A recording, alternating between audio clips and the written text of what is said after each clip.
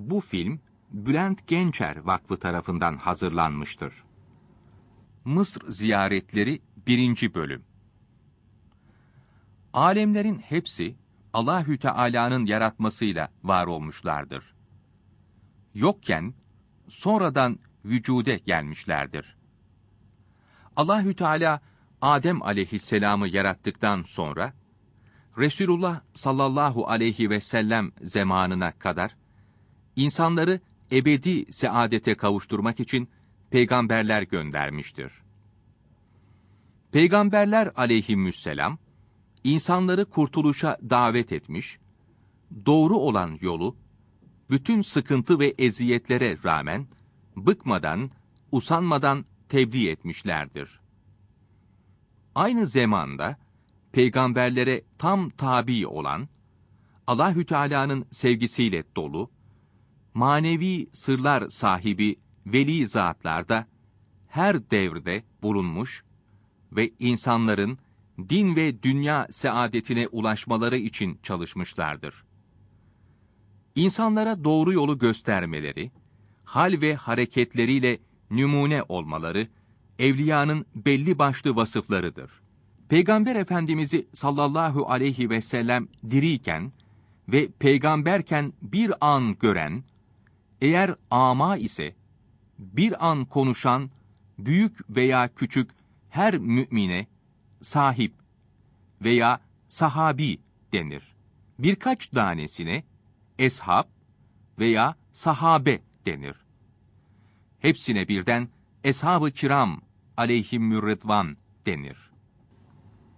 İşte bu sahabe ve mübarek zatlardan Mısır'da medfun olanların bir kısmının kabri şeriflerine yapılan ziyaretler 4 bölüm halinde hazırlanmış olup ilk 3 bölümde Kahire şehrinde yapılan, 4.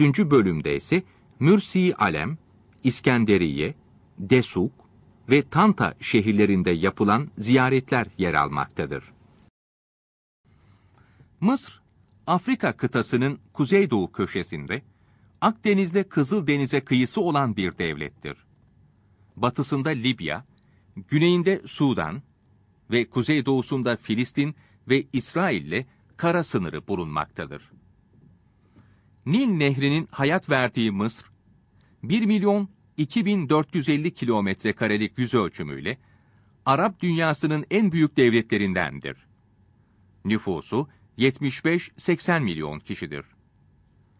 Ülke topraklarının %96'sı çöldür. Nil deltası ve kıyısı, nüfusun toplandığı yerler olup, baş şehri Kahire'dir. Bazı önemli şehirleri ise İskenderiye, Desuk, Tanta, Kahire, Luksur, İdfu, Asvan ve Mürsi Alem olarak sayılabilir. Mısır'ın baş şehri olan Kahire, Arap dünyasının en kalabalık şehridir. Nüfusu 15-18 milyon kadardır. Kahire genel olarak 3 bölümdür. Yeni Kahire, Eski Kahire ve Giza bölgesi. Şu anda Yeni Kahire'yi görmekteyiz. Yeni Kahire, geniş caddeleri, lüks otelleri, alışveriş merkezleri, çok katlı binalarıyla Nil Nehri kıyılarında yer alır. Burası Zemalek semti olarak isimlendirilmektedir. Yeni Kahire'nin etrafındaysa Eski Kahire ve herkes tarafından Ölü Şehir diye bilinen Karafe veya Kurafe kabristanı yer almaktadır. Karafe kabristanının kapladığı saha, Kahire'nin 1/3 kadardır. Burası 1779 yılından beri UNESCO Dünya Mirası listesinde bulunmaktadır. Karafe kabristanı, mezar evlerden meydana gelmiş bir bölgedir. Bu evlerin altları mahzen olup, mahzenlere ailenin ölüleri konulmaktadır. Mezarlıklar, kapısı, penceresi olan ve odalardan meydana gelen evler biçiminde yapılmıştır. Aile fertlerinden biri vefat edince, o aile kendilerine ait olan mezar evinin alt katına defn işlemini yapmaktadır. Altlarına mevtaların gömüldüğü, içinde ise insanların ikamet ettiği evlerde, yani Ölüler Şehri denilen yerde 3 milyon kişi yaşamaktadır. Şehrin en yüksek yeri Mukaddam Dağı olup, bu dağın kuzey, batı ve güney etekleri Karafe kabristanıdır. Şu anda Mukaddam Dağı'ndan şehrin kuzeyine, batısına ve güneyine doğru Kahire ve Karafe kabristanı görülmektedir. Şimdi görülen yerse El-Ezher Camii, Üniversitesi ve İmam-ı Hüseyin Camii'nin olduğu bölgedir. El-Ezher Camii ve Üniversitesi, şehrin hemen merkezinde bulunmaktadır. İstanbul'daki Mısır Çarşısı'nın benzeri olan Han Halil de buradadır. Kahire ziyaretlerine Hazreti Hüseyin'in radıyallahu anh kabri şerifini ziyaretle başlandı. Şu anda görülmekte olan cami, İmam-ı Hüseyin Camii'dir. Hazreti Hüseyin'in radıyallahu anh mübarek başı, kendi adını taşıyan bu caminin içindedir. Hazreti Hüseyin radıyallahu anh, Resulullah'ın sallallahu aleyhi ve sellem torunu, Hazreti Ali'nin ikinci oğludur. 12 imamın üçüncüsü, Ehl-i Beyt'in beşincisidir. Soyundan olanlara Seyyid denir.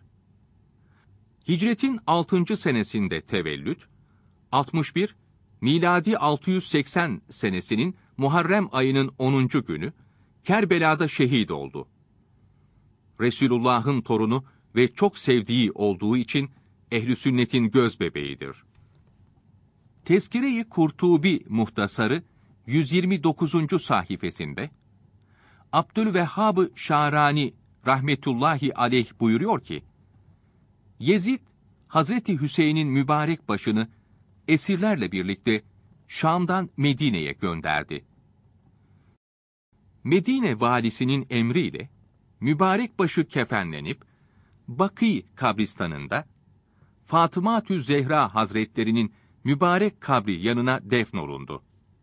Fatımi meliklerinin 13.'sü faiz zamanında devleti idare eden vezir Talayi bin Ruzeyk, Hazreti Hüseyin'in mübarek başını 40.000 altın harc ederek Medine'den Kahire'ye getirdi.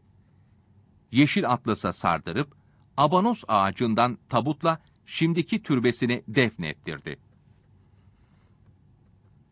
Ehl-i sünnet alimleri tefsir ve hadis-i şerif bilgilerini İmam-ı Ali'den, Hazreti Hasan ve Hüseyin'den ve Selman ile Ebu Zer'den radıyallahu anhüm öğrendikleri gibi Eshab-ı Kiram'ın hepsinden de aldı. Şu anda karşımızda görünen kapıdan Hazreti Hüseyin'in kabri şerifine girilmektedir. Hanımlarsa caminin dışından ayrı bir kapıdan hanımlara mahsus bu odaya girebilmektedirler. İmam-ı Hüseyin Camii'nin içerisinde kıble duvarına dönünce kabri şerife giriş kapısının sağındaki odada Peygamber Efendimizin kutsal emanetleri bulunmaktadır. Esma binti Umeys radıyallahu anha şöyle anlatmıştır. Hazreti Hasen'in ve Hazreti Hüseyin'in radıyallahu anhüma ebesi bendim. Hazreti Hüseyin radıyallahu anh doğunca Resulullah sallallahu aleyhi ve sellem teşrif ettiler. Hazreti Hüseyin'i radıyallahu anh kendilerine verdim. Sağ kulağına ezan, sol kulağına ikamet okudu. Hazreti Ali'ye radıyallahu anh, oğlumun adını ne koydun diye sordu. O sırada Cebrail aleyhisselam geldi. Ya Muhammed aleyhisselam, oğlunun adını Harun'un aleyhisselam oğlunun adından koy. Onun adı Şemberre'ydi. Arabi'de Hüseyin demektir dedi. Resulullah Efendimiz sallallahu aleyhi ve sellem, Hüseyin doğduğu zaman kulağına o cennet çocuklarının efendisi, seyyididir diye seslenmişti. Tirmizi'nin bildirdiği hadis-i şerifte, Üsame bin Zeyd diyor ki, Resulullah sallallahu aleyhi ve sellem, Hasen'le Hüseyin'i dizlerine oturtmuştu ve bu ikisi benim oğullarımdır ve kızımın oğullarıdır. Ya Rabbi, ben bu ikisini seviyorum, sen de sev. Bunları sevenleri de sev buyurdu. Ali radıyallahu teala an hazretlerinden rivayet olunmuştur. Hasan, Resulü Muhterem sallallahu aleyhi ve sellem hazretlerinin göğüsten başa kadar olan kısmına, Hüseyin, Resulullah'ın göğüsten aşağıya kadar kısmına insanların en çok benzeyenidir. Resulullah Efendimiz bir defasında da, Hüseyin benden, ben Hüseyin'denim. Allahü Teala Hüseyin'i seveni sever buyurmuştu. Ahzab suresi 33. ayetinde mealen, Ey Habibimin ehli beyti! Allahü Teala sizin günahsız olmanızı istiyor buyuruldu. Müfessirlerden çoğu bu ayeti kerime Ali, Fatıma, Hasan ve Hüseyin radıyallahu teala anhüm için geldi dedi. Aişe radıyallahu anha da böyle olduğunu bildirdi. Ahmet bin Hanbel'in Müsned adındaki kitabında Ebu Said-i Hudri, Uhud gazasında 13 yaşındaydı, 64'te vefat etti. İstanbul'da Ayvanseray'da Kariye Camii bahçesinde denilmektedir. Diyor ki, bu ayet-i kerime Resulullah, Ali, Fatıma, Hasan ve Hüseyin için geldi.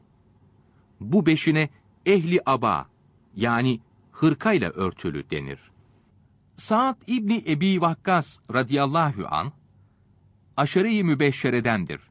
Buyurdu ki, Ali İmran suresi 61. ayeti, geliniz çocuklarımızı ve çocuklarınızı çağıralım nazil olunca, Resulullah sallallahu aleyhi ve sellem, Ali, Fatıma, Hasan ve Hüseyin'i radıyallahu teala aleyhim ecmain çağırıp, Ya Rabbi, işte bunlar ehli beytimdir buyurdu. 5 çocuğu oldu. Sırasıyla Ali Ekber, Zeynel Abidin, Cafer, Fatıma ve Sekine radıyallahu anhüm ecmain. Hazreti Hüseyin'in yüzü, karanlık gecede etrafını aydınlatırdı. Yaya olarak 25 defa hacca gitti. Beraberindekiler bineklere binse de kendisi binmezdi. Mısır'daki Abbasi halifeleri zamanında Hazreti Hasen'in radıyallahu teala anh evlatlarına Şerif ismi verilerek beyaz sarık sarmaları, Hazreti Hüseyin'in radıyallahu teala anh evladına Seyyid ismi verilerek yeşil sarık sarmaları tensip edildi. Hazreti Hüseyin'le ilgili olarak Peygamberimiz sallallahu aleyhi ve sellem buyurdular ki, ben bir ağaca benzerim. Fatıma bunun kökü, Ali gövdesi, Hasan ve Hüseyin meyvesidir. Fatıma cennet hatunlarının üstünüdür. Hasan ve Hüseyin de cennet gençlerinin yüksekleridir. Genç olarak cennete girenlerin seyyidi Hasan ve Hüseyin'dir. Hüseyin benden, ben de Hüseyin'denim. Hüseyin'i seveni Allahü Teala sever. Allahü Teala ey cennet, senin 4 köşeni 4 kimseyle bezerim. Biri peygamberlerin üstünü Muhammed aleyhisselam'dır. Biri Allah'tan korkanların üstünü Ali'dir. Üçüncüsü kadınların üstünü Fatıma-tü Zehra'dır. 4. köşesindeki de temizlerin üstünü Hasan ile Hüseyin'dir. Ya Rabbi, Hüseyin'in hürmetini ve şerefini gözetmekte gevşek davranana bereket verme. İbrahim Gülşeni ve oğlu Ahmet Hayali rahmetullahi teala aleyhima. İbrahim Gülşeni Hazretlerinin türbesi, El-Eser Camii'ne yakın, Sultan Müeyyed Camii'nin kıble duvarının sağındaki duvara paralel olan sokak üzerindedir. Sultan Müeyyed Camii'nin güneyindeki çifte minareli giriş kapısı, Kahire'nin meşhur yerlerinden olup Bab-ı Züveyla olarak bilinmektedir. İbrahim bin Muhammed Gülşeni, meşhur velilerdendir. 830'da Azerbaycan'da tevellüt, 940, miladi 1534 senesinde Mısır'da vefat etti. Çok zeki ve kabiliyetli olan İbrahim Gülşeni rahmetullahi aleyh, tefsir, hadis ve fıkh ilminde alim oldu. Seyyid Yahya Şirvani'nin halifelerinden Dede Ömer Ruşeni'den feyz aldı. Kısa zamanda Ömer Ruşeni Hazretlerinden icazet, diploma almakla şereflendi. Hocası Dede Ömer Ruşeni'nin kendisine Gülşeni diye hitap etmesi üzerine lakabı Gülşeni kaldı ve bu lakapla tanındı. İbrahim Gülşeni Hazretleri bundan sonra Tebriz'deki medresede ders vermeye başladı. Şah İsmail'in işkenceleri zamanında Mısır'a gitti. Sultan Selim Han Mısır'ı zapt ettiğinde bu büyük alime çok gönülden hürmet gösterdi. Namı zamanın sultanı Kanuni Sultan Süleyman Han'a erişti. Sultan Süleyman Han onu İstanbul'a davet eyledi. Ona çok hürmet gösterdi.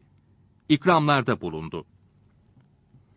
İbrahim Gülşeni 40 gün içinde 40.000 beytlik Farisi bir mesnevi yazdı.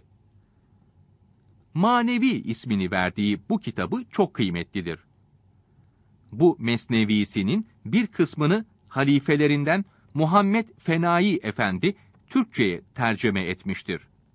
Bu tercüme ve sonunda Gülşeni Hazretleri ile Gülşeni Meşayihinden Edirne'de türbesi bulunan Hasan Sezai Efendi'nin mektubatı ve hal tercümelerini eklemiştir.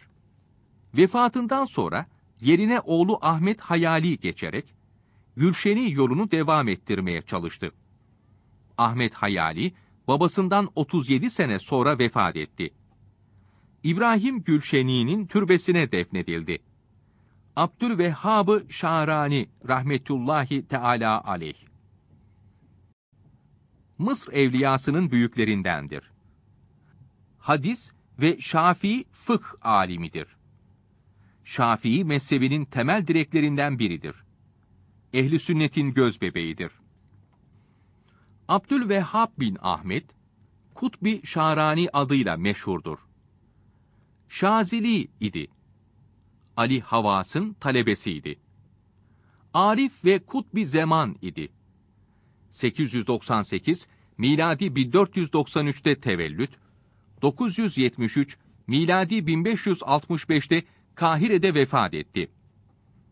Tefsir, fıkh, tesavvuf, tarih, nahiv ve tıp üzerinde çok kitap yazmıştır. Hanefi mezhebinde olan alimler de onun derin ilminin, keşflerinin, şuhutlarının hayranıdırlar. Onun yeryüzünün yıldızlarından biri olduğunu bildirmişlerdir. Hadis-i şerifte kıyamet günü peygamberler ve alimler ve şehitler şefaat edecektir buyuruldu. Bu hadis-i şerife sarılarak ondan şefaat bekleriz. Abdülvehhab Şarani'nin üstadı Aliyül Havas buyurdu ki, evliyadan ve ulemadan birine düşman olandan uzaklaşmak lazımdır. Veliye ve alime karşı gelmek dalalettir. Kendini helak etmektir. Mizanül Kübra kitabının müellifi Abdülvehhab Şa'rani buyuruyor ki, Edilletil Mezahib ismindeki kitabımı yazacağım zaman, İmam-ı Azam Ebu Hanife'nin ve talebelerinin içtihatlarını çok inceledim. Her birinin bir ayet-i kerimeye, hadis-i şerife veya eshab-ı kiramdan gelen habere dayandığını gördüm. İmam-ı Malik ve İmam-ı Ahmet ve İmam-ı Şafii gibi büyük müçtehitler, İmam-ı Azam'ı çok övdüler. İmam-ı Abdülvehhab Şa'rani rahmetullahi aleyh, Şafii mezhebinde olduğunu bildirdiği halde, İmam-ı Azam'ı şöyle tanıtmaktadır. Ona hiç kimse dilini uzatmamalıdır. Çünkü o, 4 imamın en büyüğü, mezhebin ilk kurucusu, senetleri Resulullah'a sallallahu aleyhi ve sellem en yakın olanı, Eshab-ı kiramın ve tabiinin yaşayışlarını en çok göreniydi. Her sözü kitaba ve sünnete dayanmaktadır. Kendi re'yi, düşüncesiyle hiçbir şey söylememiştir. Abdülvehhab-ı Şa'rani Hazretleri, Mizan kitabının başında buyuruyor ki, fıkh bilgilerinin mütehassısı ve fıkh ilminin kurucusu olan Ebu Hanife Hazretleri, Abdülkadir Geylani Hazretleri gibi büyük bir veliydi. Onun gibi kerametler sahibiydi. Fakat kalp marifetlerini yaymak, ruhları temizlemek vazifesini üzerine almayıp, bedenle yapılacak ibadetleri, yani fıkh bilgilerini yaymak vazifesini üzerine almıştı. Yetiştirdiği müçtehitler de böyleydi. 7 yaşında Kur'an-ı Kerim'i ezberledi. 8 yaşındayken geceleri teheccüd namazlarını hiç terk etmeden kılmaya başladı. Bülûğ çağına gelmeden kıldığı gece namazlarında Kur'an-ı Kerim'i hatmederdi. Genç yaşında hadis ve fıkh ilimlerinde ehliyet kazandı. Abdülvehhab-ı Şa'rani'ye tesavvuf yoluna nasıl girip ilerledin ve buna kimler sebep oldu diye sorduklarında şöyle anlattı. Tesavvuf yolunu önce Hızır aleyhisselamdan ve üstadım Aliül Havas'tan öğrendim. Haramlardan şiddetle kaçındığım gibi, mübahların fazlasını dahi terk ederdim. Elimden geldiği kadar dinin emr ve yasaklarına dikkat ettim. Cenab-ı Hak da bana ibadetleri zevkle yapmayı ihsan etti. İmam-ı Şa'rani pek çok talebe yetiştirdi. Etraftan akın akın gelen talebeler medreseyi doldurur, onun eşsiz bir derya olan bilgilerinden istifadeye çalışırlardı. Talebelerine hem zahiri hem de batini ilimleri öğretirdi. Merhameti çok fazlaydı. Hadis-i şerifleri kabul etmeyenlere şöyle buyururdu. Sünnet, yani hadis-i şerifler, Kur'an-ı Kerim'i açıklamaktadır. Mezhep imamları sünneti açıklamışlardır. Din alimleri de mezhep imamlarının sözlerini açıkladılar. Kıyamete kadar da böyle olacaktır. Sünnet, yani hadis-i şerifler olmasaydı, suları, tahareti, namazların kaç rekat olduklarını, rükû ve secdede okunacak tesbihleri, bayram ve cenaze namazlarının nasıl kılınacağını, zekat nisabını, orucun, haccın farzlarını, nikah ve hukuk bilgilerini hiçbir alim Kur'an-ı Kerim'de bulamaz ve öğrenemezdi. İmran bin Hasine birisi, bize yalnız Kur'an'dan söyle deyince, ey ahmak, Kur'an-ı Kerim'de namazların kaç rekat olduğunu bulabilir misin, dedi. Hazreti Ömer'e farzların seferde kaç rekat kılınacağını Kur'an-ı Kerim'de bulamadık dediklerinde, Allahü Teala bize Muhammed aleyhisselamı gönderdi. Biz Kur'an-ı Kerim'de bulamadıklarımızı Resulullah'tan gördüğümüz gibi yapıyoruz. O seferde 4 rekat farzları 2 rekat kılardı. Biz de öyle yaparız buyurdu. Okuduğu, ezberlediği kitaplar sayılamayacak kadar çoktur. Bir kısmı Mizanül Kübrası'nın ön sözünde yazılıdır. Yüzlerle eseri Keşf-ü Zünun'da yazılıdır. Kitaplarından her biri, onun kemalini gösteren birer abidedir. 4 mezhebin fıkh bilgilerini anlatan Mizanül Kübra kitabı 2 cilttir. Letaifül Minen kitabının 1. cildi 56. sayfasından itibaren kimya ilmini ve Cabir bin Hayyan'ı uzun anlatmaktadır. Buna Minenül Kübra da denir. Kenarında Tacüddin-i İskenderi'nin Letaifül Minen ve Miftahül Felah kitapları vardır. Envarül Kutsiyesi, Tabakatül Kübrası'nın kenarında basılmıştır. Abdülvehhab-ı Şa'rani, Ebu Abdullahi Kurtubi'nin rahmetullahi teala aleyh, Tezkire kitabını ihtisar etmiş, Muhtasar ismini vermiştir. Hakikat Kitabevi tarafından 1421, miladi 2000'de İstanbul'da basılmıştır. Şerefeddin Kürdi, rahmetullahi teala aleyh. Yusuf Nebhani Hazretleri, Camiu Keramatil Evliya'da diyor ki, Mısır'daki evliya arasında İmam-ı Şafii'den sonra en üstünü Ahmed-i Bedevi'dir. Ondan sonra Seyyidet Nefise'dir.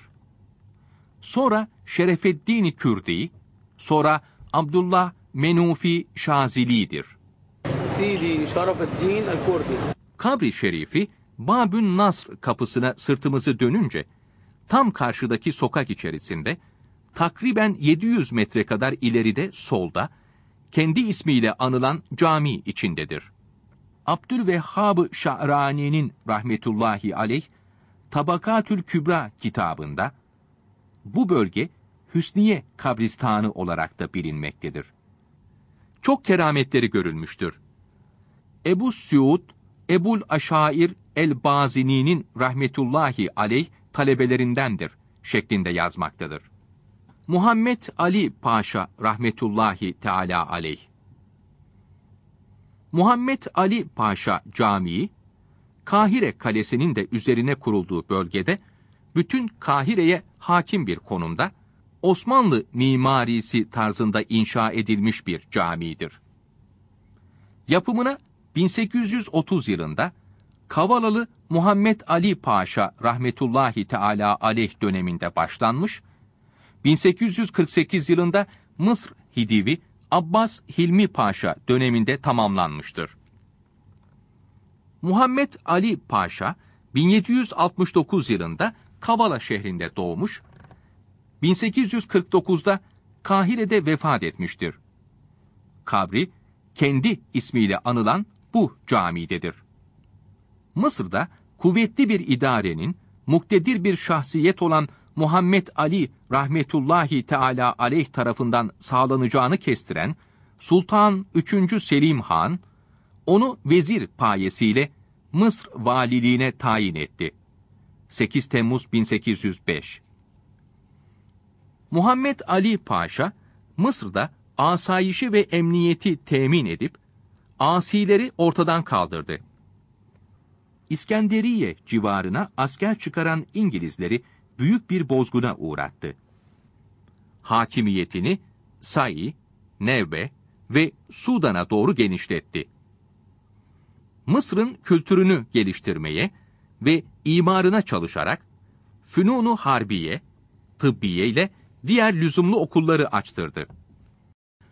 Sultan II. Mahmud Han, 1808-1839 devrinde Necd taraflarından çıkan Müseyleme-i Kezzab neslinden olan Vehhabiler, Arap Yarımadası'nın çoğunu zapt edip, ahaliye zulm yapıp, İslami müesseseleri tahrip ettiler. Vehhabiler, Hicaz'ı tehdit etmeye başlayınca, Bab-ı Ali'nin emriyle bölgeye asker sevk eden Kavalalı Muhammed Ali Paşa, Arabistan'ın mübarek şehirlerinin Vehhabi sapıklarından temizlenmesine çok önem verdi. Hac yolunu emniyet altına aldı. Sultan Hasan ve Ahmet Rıfai rahmetullahi aleyh camileri. Mehmet Ali Paşa Camii'nin hemen kuzeyinde yan yana iki cami bulunmaktadır. Bunlardan batıdaki Sultan Hasan Camii, doğudaki ise Ahmet Rıfai Camii'dir. Memluk dönemi yapısı olan Sultan Hasan Camii, İslam dünyasının en büyük eserlerindendir. Miladi 1347-1361 seneleri arasında yapılmıştır. Cami 8000 metrekare kadardır. Sultan Hasan Camii, aynı zamanda 4 hak mezhebe göre talim verilen bir medreseydi. Ayrıca Kahire'nin içinde cuma namazı kılınan ilk medresesiydi. 400 talebenin iskanına müsait bu eser, Kahire camilerinin mimari özellikleri bakımından en büyüklerindendir. Bu camiler içinde Huşya Hanım, Hidiv İsmail, çocukları Melik Faruk, Melik Hüseyin Kamil ve zevcesi, Şeyh Yahya el-Ensari ile Şeyh Ali Ebu Subak el-Rıfai ve İran devriminden sonra ülkesine dönemeyerek dışarıda ölen ve vasiyeti üzere bir Arap memleketine defnedilmiş olmak için Mısır'a kabul edilen Şah Rıza Pehlevi medfundur. Ahmet Rıfai rahmetullahi teala aleyhin künyesi Ebul Abbas Ahmet bin Ebul Hüseyin Ali olup seyyiddir. Evliyanın büyüklerindendir. Basra civarında 512'de tevellüt, 578, miladi 1183'te Mısır'da vefat etti. Şafii idi. Türbesi ve mescidi 2. Abdülhamid Han tarafından tamir edilmiştir. Bazı muteber kitaplarda dedesi Yahya bin Sabit'in türbesine defnolunduğu yazılıdır. Amr İbni As radıyallahu anh, İmam-ı Hüseyin Camii'nin takriben 30 kilometre güneybatısında, eski Kahire denilen bölgede Amr İbni As Camii bulunmaktadır. Amr İbni As radıyallahu anh, As bin Vaili Sehmi'nin oğludur. Eshab-ı kiramın meşhurlarındandır. Hicretin 8. senesinde, Mekke'nin fethinden 6 ay önce, Halid bin Velid ile birlikte Medine'ye gelerek Müslüman olmuşlardır. Fethten önce imana gelenlerin şereflerine ve yüksek derecelerine kavuşmuşlardır. Resulullah'ın sallallahu aleyhi ve sellem Amman'da valisiydi. Hiç azlolunmadı. Amr İbni As Hazretleri, Hazreti Ebu Bekr ve Hazreti Ömer'in de yer aldığı ordunun başında kumandan olarak Zatüs Selasil gazasına gönderildi. Mekke'nin fethinde ve Huneyn gazasında bulundu. Resulullah'ın vefatında Amr İbni As Hazretleri Amman'da valiydi. Medine'ye gelince eshab-ı kiram onun başına toplanıp yolda gördüklerini sordular. Amman'dan Medine'ye kadar Araplar mürtet olmuş, bizimle harbe hazırlanmış gördüm dedi. Hazreti Ebu Bekr, eshab-ı kiramı fırka fırka mürtetler üzerine yolladı. Amr İbni As kumandasındaki birliği Huza mürtetlerine gönderdi ve Huza kabilesini imana getirdi. Radiyallahu Teala anhum ecmain. Amr İbni As Hazretleri, Hazreti Ebu Bekr radıyallahu anh tarafından Şam'ın fethine gönderildi. Şam'ın fethinden sonra Bizanslılarla Fahl ve Yermük savaşlarını yaptı. Dimeşk, Fahl, Yermük, Kansereyn ve daha birçok yerler alındı. Halep, Menbe ve Antakya halkıyla sulh yapıldı. Yermük Savaşı neticelendikten sonra Amr İbni As'a radıyallahu anh başka işler düşüyordu. Durmak yoktu. Gazze, Sabastin, Nablus, Ledda, Mabni, Beyt, Cirin, Ammas arka arkaya fetholundu. Hazreti Amr İbni As radıyallahu anh Kudüs'ü kuşattı. Kudüs hükümdarı halifenin bizzat gelmesi halinde şehri teslim edeceğini bildirdi. Bunun üzerine Hazreti Ömer Şam'a geldi. Sulh ile işi hal etti. Kudüs böylece Müslümanların eline geçti. Amr İbni As Hazretleri Ecnadin'de Rum ordusunu bozguna uğratarak bütün Ürdün ve Filistin'i fethetti. Hazreti Ömer'in radıyallahu anh halifeliği sırasında Filistin valiliğine tayin edildi. Daha sonra Mısır'ın fethi için vazifelendirildi. Mısır'ı fethedince oranın valiliğine tayin olundu. Amr İbni As radıyallahu anh Mısır'ı fethettikten sonra Kuzey Afrika'ya yönelerek Trablusgarp ve Sire'yi fethetti. Hazreti Osman radıyallahu anh zamanına kadar Mısır valiliği vazifesinde kalan Amr İbni As radıyallahu anh daha sonra Hazreti Osman'ın müşaviri oldu. Hazreti Muaviye'nin halifeliği sırasında yeniden Mısır valisi oldu. Ömrünün sonuna kadar bu vazifede kaldı. 90 yaşındayken 43 miladi 663 senesinde Mısır'da vefat etti. Cenaze namazını oğlu Abdullah kıldırdı. Mukaddam mevkiine defnedildi. Kabrinin kesin yeri belli değildir. Çok zekiydi. Meşhur dahilerdendi. Arabistan'da 4 dahi şöhret yapmıştır. Bunlar Hazreti Muaviye ve Hazreti Amr İbni As ve Mugire Tebni Şube ve Ziyad bin Ebih'tir. Orta boylu, cesur, edib ve belik olan Amr İbni As radıyallahu anh hemen hemen ömrünün tamamını savaş meydanlarında geçirmiştir. Savaştan fırsat buldukça halka nasihat verir, Resul-i Ekrem'in söz ve hareketlerini anlatır ve bunu pek şerefli bir vazife sayardı. Bilhassa dünyaya fazla bağlı olmamak gerektiği üzerinde ısrarla dururdu. Zamanının en iyi edip ve hatiplerindendi. Akıllı, bilgili, siyasette usta ve asker bir sahabi idi. Hayırlı işlerde aceleci ve atak idi. Bilhassa savaşlarda bu vasfı daha çok belli olurdu.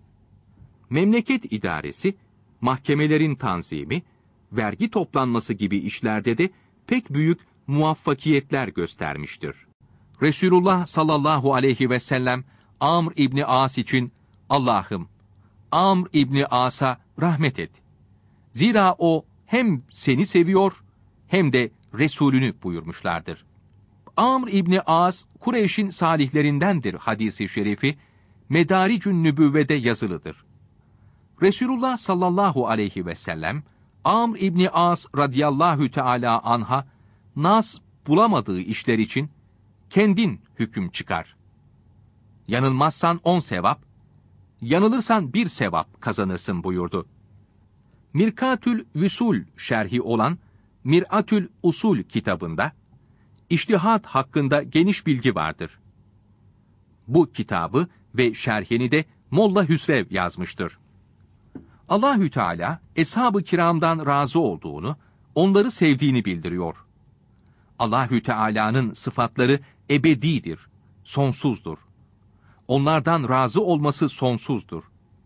İlk 3 halife ve Hazreti Muaviye ve Amr İbni As eshabtandı. Eshabtan hiçbiri mürtet, münafık olmaz. Allahü Teala'nın bunlardan razı olması değişmez. Tevbe suresinin 101. ayetinde mealen, muhacirlerin ve ensarın önce imana gelenlerinden ve onların yolunda gidenlerden Allah razıdır. Onlar da Allah'tan razıdırlar. Allah onlar için cennetler hazırladı buyuruldu. İlk 3 halife önce imana gelenlerdendir. Hazreti Muaviye ile Amr İbni As da onların yolunda olanlardandır. Kısası Enbiya'da diyor ki, Mekke'nin feth yılında Resulullah sallallahu aleyhi ve sellem Amman hükümdarı Ceyfer'e mektup yazıp Amr İbni As radıyallahu anh hazretleriyle gönderdi. Halid İbni Zeyd Eba Eyyubel Ensari ile Amr İbni As Resulullah'a aleyhisselam katiplik yapan zevat-ı kiramdandır. Amr İbni As Resulullah'ın ordu kumandanlığını da yapmıştır. Resulullah'ın sallallahu aleyhi ve sellem halifelerinin Hazreti Muaviye'yi ve Hazreti Amr'ı en seçme işlerde kullanmaları, onların yüksekliğini göstermeye yetişir. Ariflerin ışığı, velilerin önderi, İslam'ın bekçisi ve Müslümanların baş tacı İmam-ı Rabbani Ahmed-i Faruki Serhendi Kuddise Sirruh, Mektubatın 1. cilt 120. mektubunda buyuruyorlar ki, hiçbir şey sohbet gibi faydalı değildir. Resulullah'ın sallallahu aleyhi ve sellem eshabı, sohbetle başkalarından daha üstün oldular. Peygamberlerden aleyhisselam başka herkesten, hatta Veysel Karani'den ve Ömer bin Abdülaziz'den daha üstün oldular. Halbuki Veysel Karani ile Ömer bin Abdülaziz son dereceye yükselmişler ve sohbetten başka kemalatın hepsine varmışlardı. Bunun için Hazreti Muaviye'nin yanılması, Resulullah'ın sohbeti bereketiyle o ikisinin doğru işlerinden daha hayırlı oldu. Bunun gibi Amr İbni As'ın yanlış bir işi, o ikisinin şuurlu işinden daha üstün oldu. Çünkü bu büyükler, Resulullah'ı görmekle ve melekle birlikte bulunmakla ve vahyi ve mucizeleri görmekle imanları görerek inanmak oldu. Bu saydığımız üstünlükler, bütün başka üstünlüklerin temelidir, kaynağıdır. Eshab-ı kiramdan başkası bunlara kavuşamamıştır. Veysel Karani, sohbetin bu üstünlüklerini bilseydi, hiçbir şey onu sohbetten alıkoyamazdı. Bu üstünlüğe kavuşmak için her şeyi bırakırdı. Allahü Teala dilediğine rahmetini saçar. Onun ihsanı boldur. Amr İbni As radıyallahu anh hazretleri, Mısır'a ve İslam tarihine şaheserler bıraktı. Bu hizmetlerden birisi, Emirül Mü'minin kanalını açmasıdır. Bu kanal, Nil Nehri'ni Kızıldeniz'le birleştirdi. Hicretin 18. senesinde Arabistan'da kıtlık oldu. Halife Ömerül Faruk radıyallahu anh, vilayetlere emr gönderip erzak istedi. Mısır ve Şam uzak olduğundan yardım gecikti. Halife Mısır valisi Amr İbni As hazretlerini yardımcılarıyla birlikte Medine'ye çağırdı. Nil Nehri ile Kızıldeniz arasına kanal açılırsa Arabistan'da kıtlık önlenir buyurdu. Amr İbni As hazretleri Mısır'a döndü. Kahire'den 24 kilometre uzakta Füstat şehrinden Kızıldeniz'e kanal açtırmaya başladı. 6 ayda 138 kilometrelik kanal tamam oldu. Bu Emirül Mü'minin kanalı içinden geçen gemiler Nil'den Kızıldeniz'e geldi. Medine'nin Car iskelesine yanaştılar. İlk olarak 20 büyük gemi gelerek Mısır'dan Medine'ye deniz yoluyla ilk olarak 6 milyon litre, yani 6.000 metreküp zahire gelmiş oldu. Bu kanal Ömer bin Abdülaziz'den sonra bakımsızlıktan tıkandı. 155'te Halife Mensur temizletti. Uzun seneler yine kullanıldı. Amr İbni As radıyallahu anh, Akdeniz'i de Kızıldeniz'le birleştirmeyi düşündü. Bunu halifeye bildirdi. Hazreti Ömer radıyallahu anh, askeri düşüncelerle izin vermedi. Kanal bilgilerini Hindistan profesörlerinden Şibli Numani, Faruk kitabında yazmıştır. Biz bu bilgileri 1351'de basılan Farisi tercemesinden aldık. Bir gün Mısır halkı Amr İbni As'a gelerek, Nil Nehri'nin bir adeti vardır. Bu yapılmazsa suyu çekilir dediler. O adet nedir diye sordu. Halk, içinde bulunduğumuz bu aydan 12 gün geçtikten sonra bir kız buluruz. Annesini, babasını mal ve para vererek razı ederiz. O kızı güzel elbiselerle ve altınlarla süsleyip Nil Nehri'ne atarız dediler. Amr İbni As radıyallahu anh bunları işitince, İslamiyet'te böyle iş olmaz. İslamiyet bozuk adetleri kaldırmıştır diyerek kabul etmedi. 3 ay sonra Nil Nehri'nin suyu kesildi. Mısır halkı vatanlarından göç etmeye başladı. Amr bin As radıyallahu anh bu hali görüp bir mektup yazarak durumu Hazreti Ömer'e radıyallahu anh bildirdi. Hazreti Ömer mektubu okudu ve bir cevap yazarak onların adetlerini yapmamakla iyi etmişsin. Mektubumun içine bir parça kağıt koydum. O kağıdı Nil Nehri'ne bırak diye yazdı. Amr bin As radıyallahu anh bu mektubu aldı. Mektubun içindeki kağıtta şöyle yazılıydı. Allah'ın kulu Ömer bin Hattab'dan Mısır'ın Nil Nehri'ne. Eğer bundan evvel kendin aktığını zannediyorsan akma.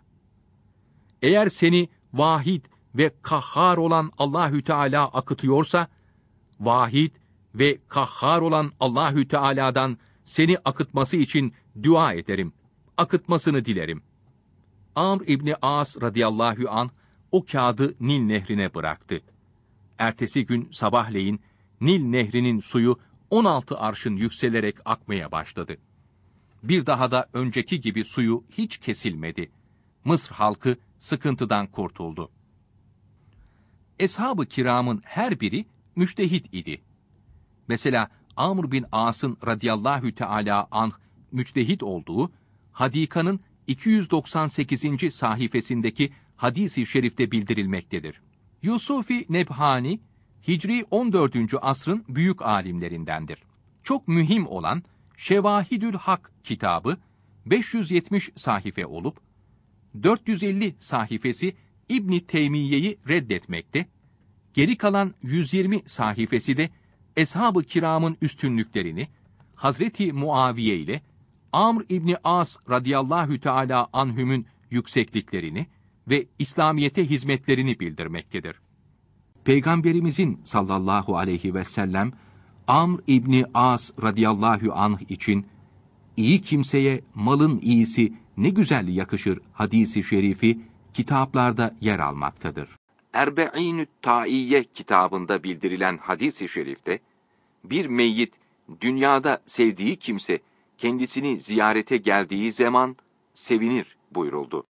Bu hadis-i şerif, meyyitin ziyarete geleni gördüğünü bildiriyor. Görmeseydi tanımaz ve sevinmezdi. Kabirdeki meyyitlerin duyduklarını ve gördüklerini bildiren böyle sağlam haberler çoktur. Kahire ziyaretlerinin 1. bölümü burada tamam oldu.